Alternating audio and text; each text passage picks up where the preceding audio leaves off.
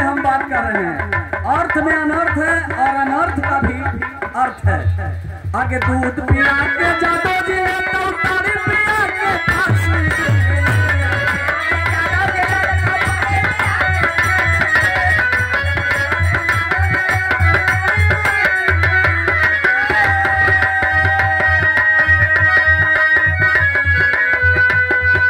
माजा पिया के माजा मरता उताराई बरता काशी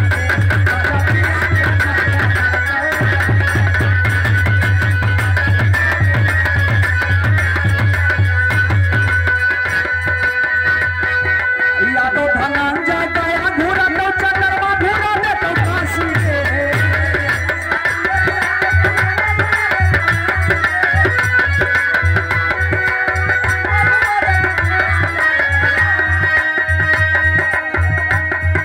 या तो धनंजय गया घूरा